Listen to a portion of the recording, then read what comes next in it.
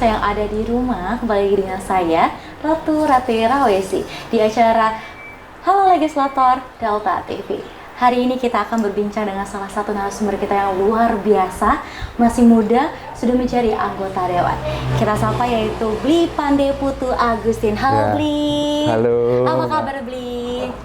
Baik. Iya baik.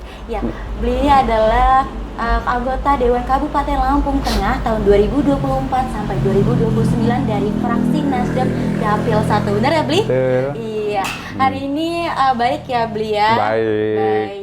Ya Bli. Ini adalah salah satu pemuda Kabupaten Lampung Tengah yang sukses menjadi anggota Dewan.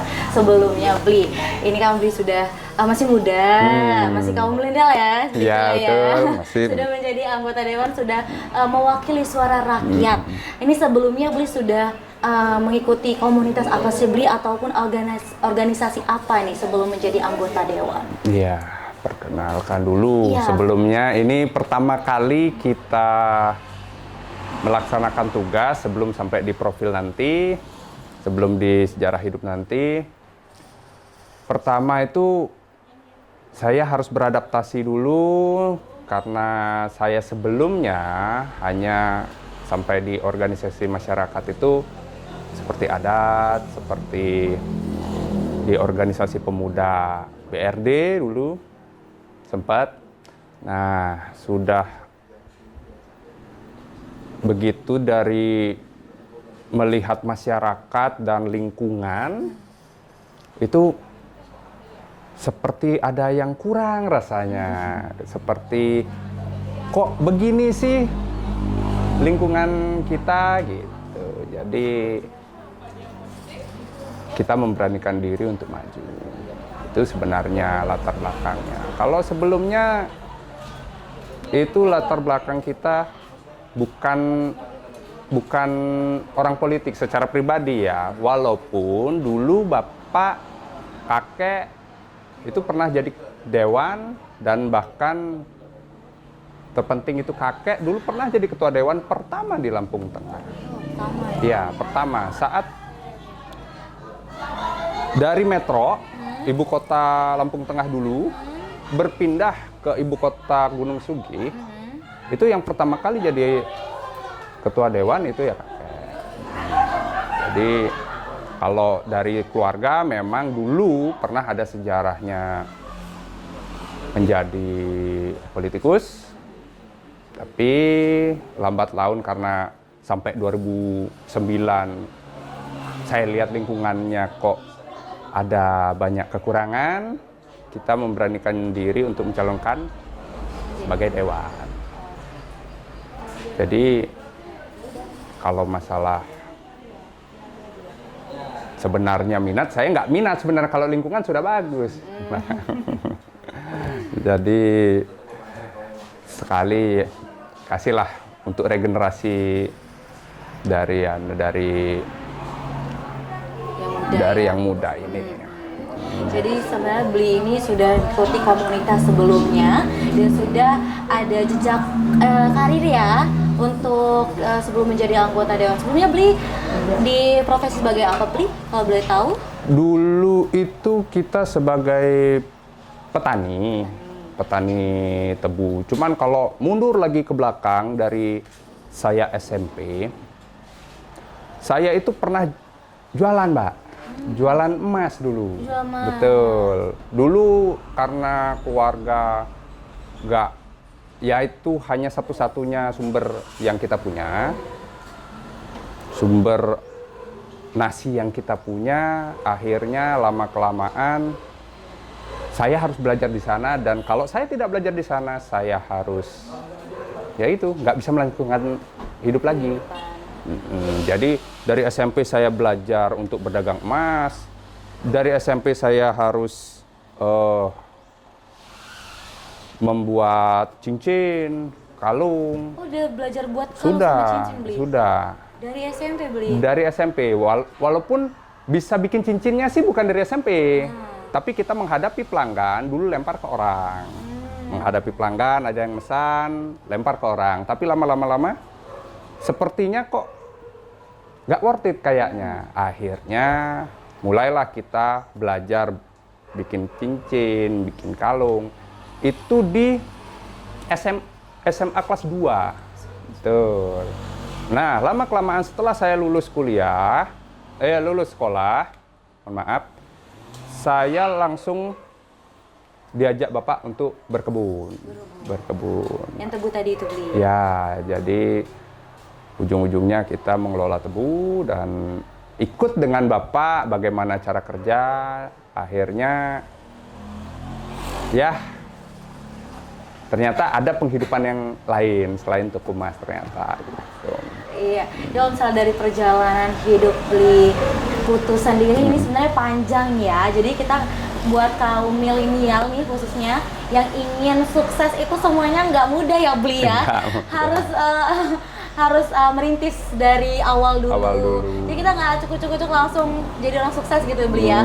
Mungkin beli ada tips and trik buat motivasi para pemirsa di rumah khususnya kaum pemuda di Kabupaten Lampung Tengah bagaimana menjadi sosok yang kuat yang termotivasi untuk menjadi lebih maju beli. Ya, itu syaratnya satu, harus tahan banting. Apapun situasinya, walaupun mohon maaf Mbak, di daerah sana namanya tanah tidak bersertifikat, selalu ada saja yang mengganggu, selalu ada saja yang kurang suka dengan kita, bahkan kita sudah tanam, orang lain yang bisa memanen di sana. Kalau kita tidak tahan banting. Nah, mungkin sebelum menjadi orang yang hebat, memang kita harus mengukur diri dan memantaskan diri untuk jadi orang yang hebat. Nggak mungkin kita menjadi orang yang hebat, tapi kita lembek. Nggak mungkin. Tidak mungkin. Walaupun kita punya privilege, kita punya hak istimewa, walaupun begitu. Tetap, yang namanya tahan banting, itu harus dilakukan dan itu harus dilalui. Tidak boleh nggak. Iya. Kalau misalkan dari sekarang ini ya beli ya anak muda zaman sekarang tuh stigmanya gini beli, yang dibilang beli tadi privilege nih, dia udah mikir itu mah enak tuh ada privilege-nya. Nah orang kan ngeliatnya dari luar aja beli ya. Kalau misalkan dari beli sendiri nih, udah bagaimana membuat stigma itu tuh nggak benar gitu loh beli. Begini, kalau misal sebuah privilege itu adalah hal satu-satunya yang bisa membuat orang sukses, tidak ada orang kaya yang bangkrut, Mbak. Tidak ada yang namanya dari bapaknya dulunya kaya, dari bapaknya dulunya sukses, saat berpindah generasi ke anaknya, langsung anjlok. Itu nggak ada. Kalau privilege adalah jalan satu-satunya untuk sukses. Jadi saya harus menekankan, walaupun kita punya privilege, kita harus tetap tahan banting dan kita harus tetap kerja keras. Itu tidak akan mungkin terjadi, ini duit, sedangkan si anak tidak mumpuni. Iya, nggak bisa mengolah. Tidak bisa mengolah. Ini uang nih, 100 juta, misal. Udah begitu, kita bilang, wah itu hanya privilege. Wah itu hanya hak istimewa. Nggak ada. Karena banyak di lingkungan sendiri, anak yang hanya diberikan privilege tanpa diberikan pelatihan tahan banting, is nothing. Itu semua tidak ada. Tetap harus ada perjuangan.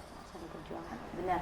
Ini adalah kisah dari Beli Putu sendiri. Ini sangat menarik ya untuk dipetik kisahnya untuk para kaum muda khususnya di Kabupaten Lampung Tengah. Mungkin nanti akan Ratu tanyakan lagi ya beliau untuk seputar kisah karena ini sangat amat menarik sih untuk menjadi motivasi. Sebelumnya kita akan jeda terlebih dahulu ya beli ya. Ya para pemirsa di rumah jangan kemana-mana, kita jeda terlebih dahulu setelah pariwara berikut ini.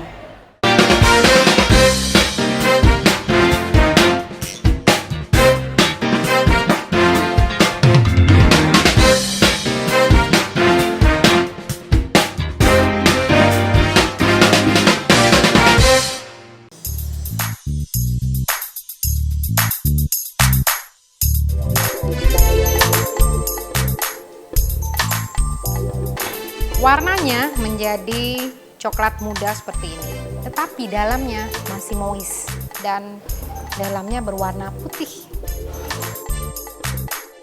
Sudah dingin baru kita kasih dekor. Nah, ini dia coconut coklat cookies saya. Yummy.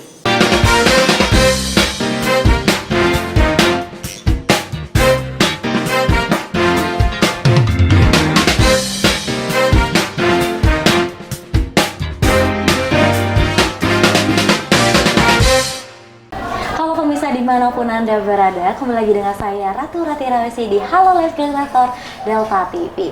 Hari ini kita akan membahas dan masih membahas bersama salah satu narasumber kita yang sangat muda, yaitu Bli Putu. Halo Bli Putu. Halo, kita Mbak kembali Ratu. lagi ya Bli ya, Ya. untuk berbincang-bincang nih. Ini adalah salah satu kaum atau pemuda milenial di Kabupaten Lampung Tengah yang sudah sukses menjadi anggota dewan. Tapi ini kita mendengarkan dulu kisah sebelum menjadi anggota dewan, karena tidak semuanya tuh langsung sukses ya Bli ya. Sukses. Karena sukses juga tadi kata beli apa? Tahan Banting. Benar Betul. banget. Jadi kalau misalkan kalian para pemuda itu harus tahan banting. Kita akan mengupas tuntas nih cerita dari Bli Putu, bagaimana perjalanan hidupnya. Oke, Bli, tadi kan Bli udah menyampaikan pernah menjadi penjual emas, terus juga tebu. Itu yang tebu tuh bersama Bapak Bli.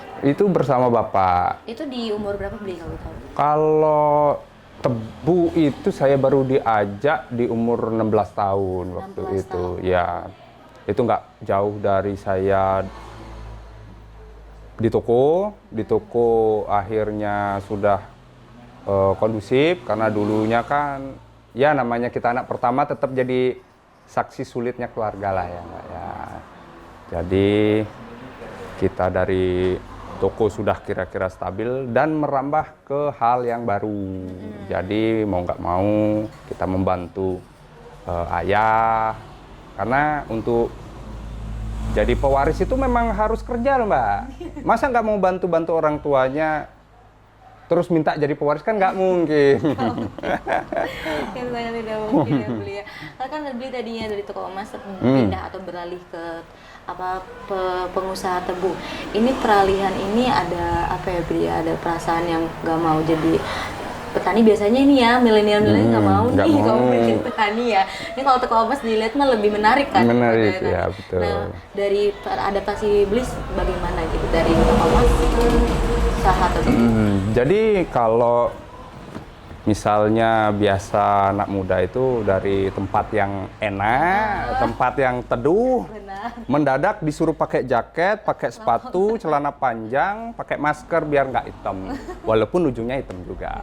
Tapi menariknya Mbak Ratu, apabila kita terjun di lapangan, selain kita menguji fisik kita juga memang harus cerdas-cerdas memanage emosional kita. Karena yang namanya lapangan itu sudah terpapar matahari, keringat mengucur, sampai di rumah setelah kita survei dari lahan, kita harus bertemu anak buah yang Pak minta ini, Pak minta ini, Pak gaji ongkosnya kurang. Waduh, ini terkadang emosional kita selalu diuji di sana. Makanya kalau beradaptasi dari pedagang hanya melayani satu pelanggan, sedangkan kita sebagai petani harus melayani seperti saya, tukang tebang, jadi tebang tebu, supir mobil, dan tukang tanam itu sudah hal yang biasa. Jadi yang kita layani itu ya mereka, karena yang namanya petani di sanalah saya dapat filosofinya, manusia itu tidak ada yang hidup sendiri, tidak ada yang mampu hidup benar-benar mandiri, itu tidak ada. Kita tetap butuh orang lain.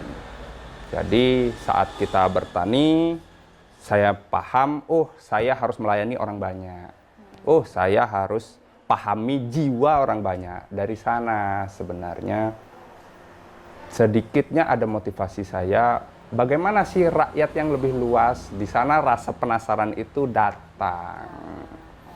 Dari adaptasi anak mami yang hanya berjualan emas dan suruh berdagang, hanya melayani satu pelanggan, terjun ke kebun melayani sampai 150 orang. 150 orang. Iya.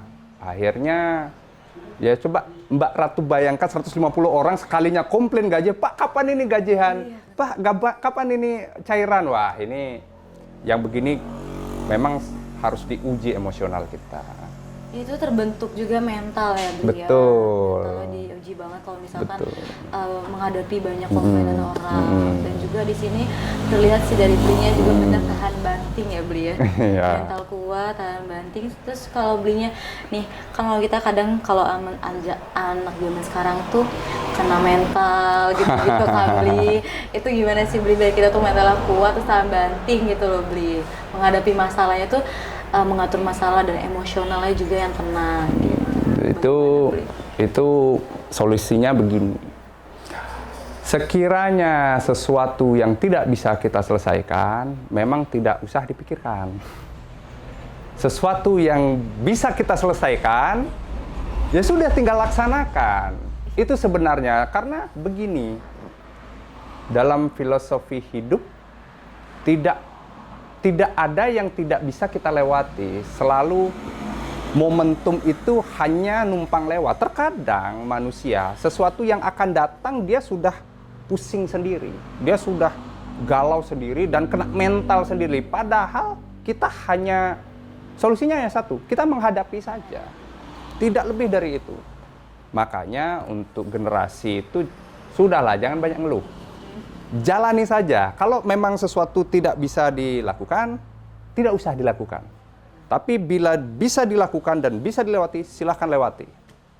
Itu sebenarnya yang membuat mental saya kuat. Ya. Untuk itu dukungan, pasti ada dukungan dari keluarga ya beli ya, dari orang jelas. Kalau misalkan dari diri sendiri nih termotivasi, terinspirasi untuk maju, ingin memajukan Kabupaten Lampung Tengah, itu dukungan dari siapa aja sih beli yang sangat berpengaruh di hidup beli Putu? Kalau saya berani maju dan saya berani untuk tampil menjadi calon legislatif dulunya, yang paling berjasa untuk saya itu kawan-kawan sebenarnya. Betul, kawan-kawan saya yang berada di Tiraman, itu terutama di RH dan di RD itu, karena saya dari kecil suka kumpul dengan muda-muda, bahkan yang senior-senior, itu selalu menyampaikan begini. Andai saya jadi ini, andai saya jadi ini, andai saya jadi bupati, andai saya jadi dewan, saya akan memperjuangkan lingkungan saya, ini yang harus saya kerjakan. Nah, itulah yang menjadi contoh saya sebenarnya, yang menjadi inspirasi saya sebenarnya untuk berani mencalonkan diri. Karena memang terkadang saya lihat ini Lampung Tengah bagian timur di Dapil 1. Terus di bagian timur ini selalu pembangunannya itu saya lihat di lapangan itu beda dengan bagian barat. Saya bukan membedakan, tapi itulah saya lihat. Kok seakan-akan di timur ini selalu jadi anak tiri. Jadi itu yang membuat saya itu bukan sedikit, itu sangat menggugah untuk berani tampil dan mencalonkan diri. Ya semoga setelah saya masuk ke dalam, apa yang terjadi di dalam, misal saya tidak mampu untuk membalikkan telapak tangan membuat perubahan langsung, paling tidak saya bisa menjelaskan kepada masyarakat, Pak, tidak bisanya ini begini loh Pak. Pak, tidak bisanya ini begini loh Pak. Itu sebenarnya yang, karena memang anggota dewan itu kan penyambung lidah. Benar sekali. Ya, itu adalah pendapat dari Bli Putu untuk memajukan Kabupaten Lampung Tengah. Sebenarnya dari kisah pribadi sendiri ya Bli ya, supaya memotivasi diri untuk mewakilkan suara rakyat. Ini kita masih berbicara dengan Bli Putu, tetapi kita jeda terlebih dahulu karena ini sangat menarik lagi nih Bli ya, masih mau banyak cerita nih sama Bli ini. Kita pemirsa di rumah jangan kemana-mana, kita jeda setelah pariwara berikut ini.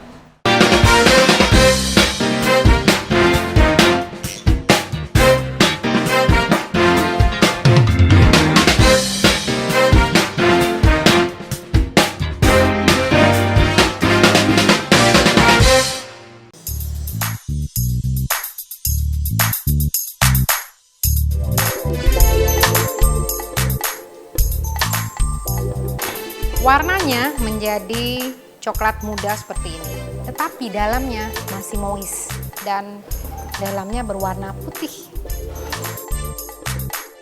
Sudah dingin baru kita kasih dekor. Nah, ini dia coconut coklat cookies saya. Yummy.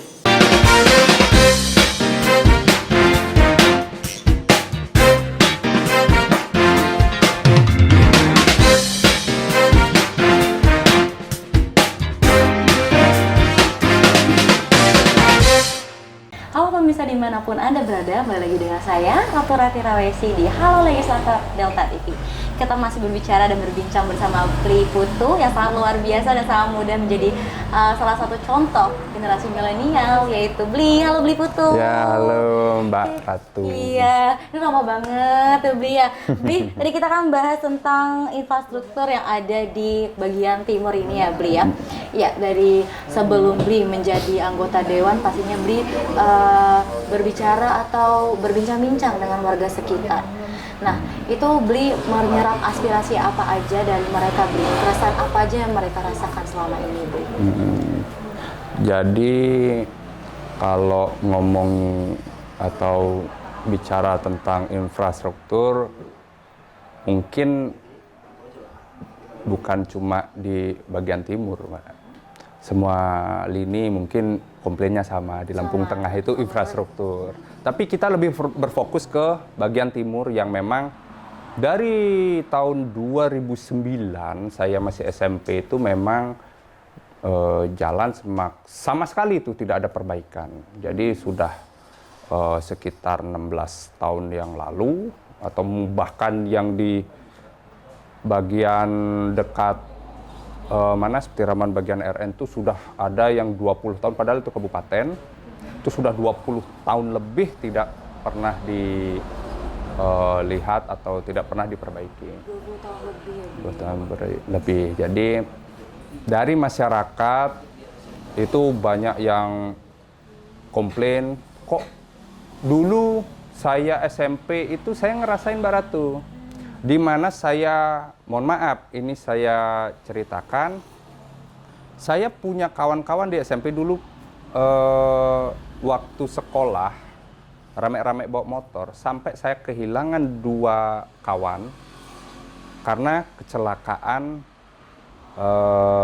kendaraan, karena laka lantas waktu itu di RM waktu itu, dulu zaman saya SMP. Karena jalannya mulus, Mbak. Karena jalannya mulus dan memang tidak seperti sekarang. Atau ini mungkin program dari pemerintah juga ini, jalannya tidak bisa bagus agar tidak ngebut. Mungkin saya yang tidak tahu ya. Tapi kalau dari masyarakat yang harus, misal dari pertanian, dia panen, harus mengeluarkan hasil panennya. Itu kadang merasa kesulitan.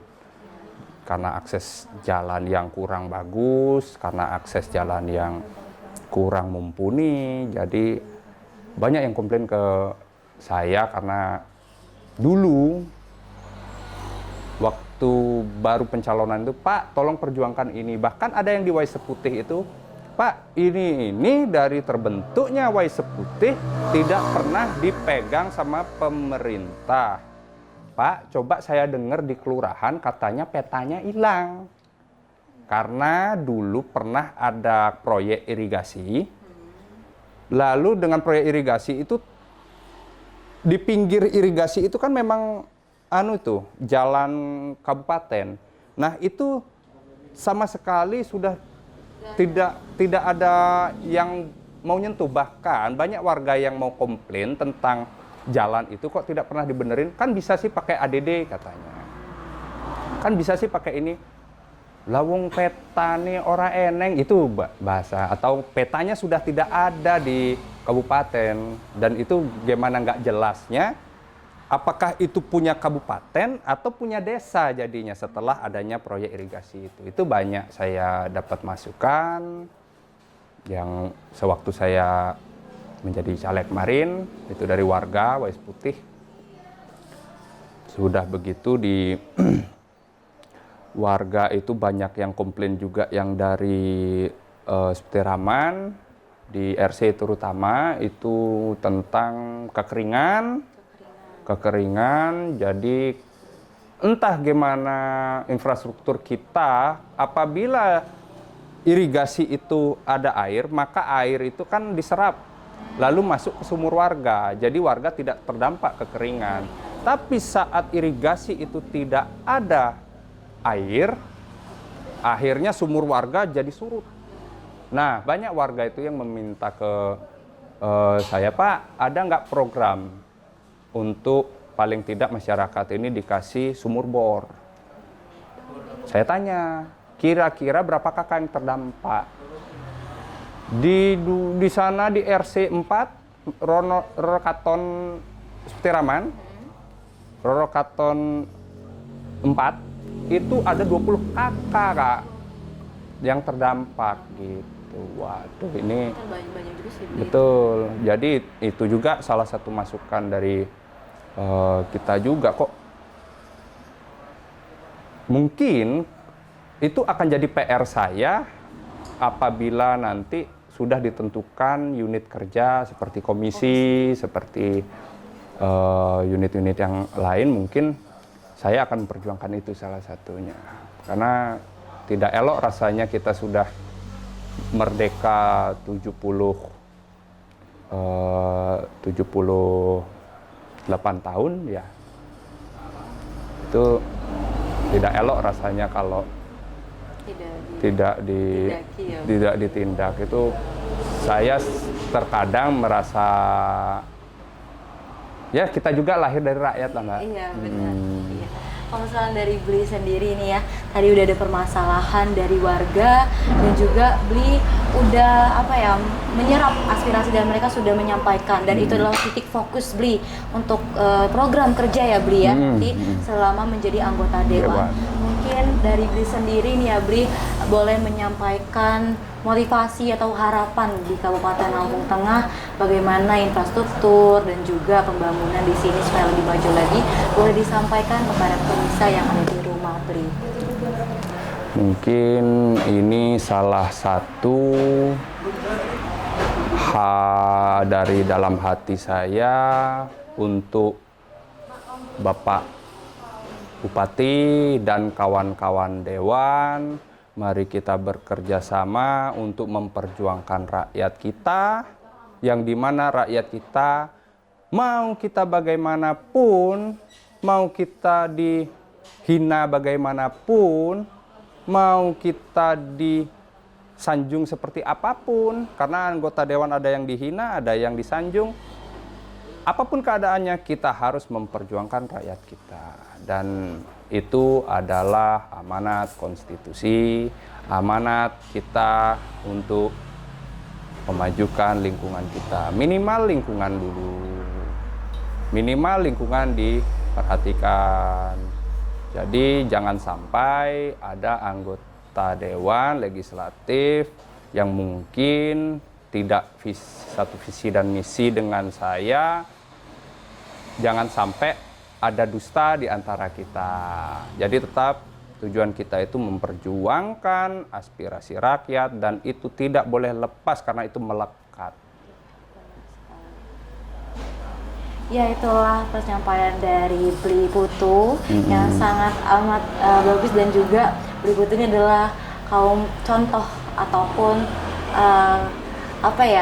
dia Bli ini sebagai motivasi lah untuk para pemuda di Kabupaten Lampung Tengah untuk peduli dengan lingkungan dan juga menyuarakan apa yang dirasakan oleh rakyat dan tersampaikan oleh pemudanya. Oke. Bli, terima kasih untuk obrolan hari ini. Mbak Ratu.